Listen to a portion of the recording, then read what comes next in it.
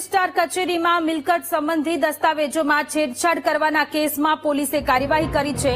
પ્રદ્યુમનનગર પોલીસે જયદીપ ઝાલા નામના આરોપીની ધરપકડ કરી।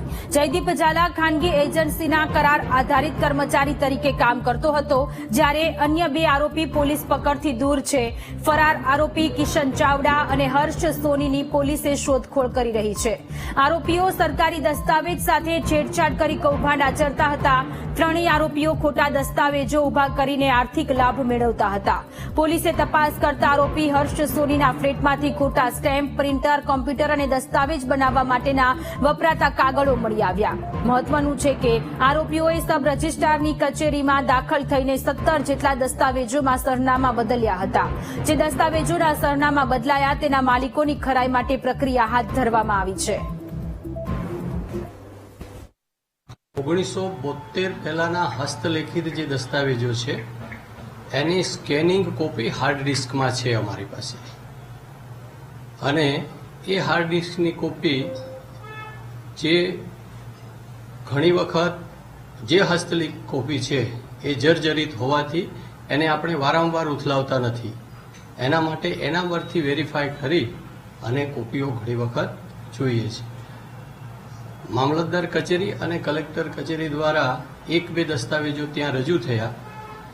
એ દસ્તાવેજો અમારી પાસે જે હાર્ડ ડિસ્કમાં જે લખાણ હતું એ લખાણ થોડી વિસંગતતા આવતા અત્રેની કચેરી દ્વારા સબ રજિસ્ટ્રાર કચેરી ઝોન 1 દ્વારા તપાસ કરતા એમાં થોડુંક મોડિફિકેશન લાગ્યું, અને મોડિફિકેશન લાગતા અમુક શંકા જતા ત્યાં પોલીસ સ્ટેશનમાં ફરિયાદ દાખલ કરવામાં આવી છે।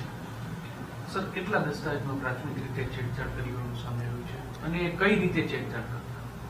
પ્રાથમિક દ્રષ્ટિએ 17 દસ્તાવેજમાં મોડિફાઈ થયું હોવાનું જાણવા મળ્યું છે। આગળ તપાસ ચાલુ છે। જેમાં હકીકત એવી હતી કે હર્ષ સોની નામના એક કમ્પ્યુટર ઓપરેટરે, કિશન ચાવડા નામના વકીલ અને જયદીપ ઝાલા જે કે કમ્પ્યુટર ઓપરેટર્સના સુપરવાઇઝર હતા, એમના સાથે મળીને સબ રજિસ્ટ્રાર કચેરીમાં ઉપલબ્ધ જે જૂના મિલકત સંબંધી દસ્તાવેજ હતા એમની સ્કેન્ડ રેકોર્ડની કોપી સાથે ચેડા કરી અને સાથે સાથે ફિઝિકલ રેકોર્ડનો નાશ કરી એમની જગ્યાએ પોતાએ ખોટા ઉભા કરેલા દસ્તાવેજનો અપલોડ કરી એમને નવા દસ્તાવેજ ઉભા કરી આર્થિક ફાયદો મેળવેલ હતો।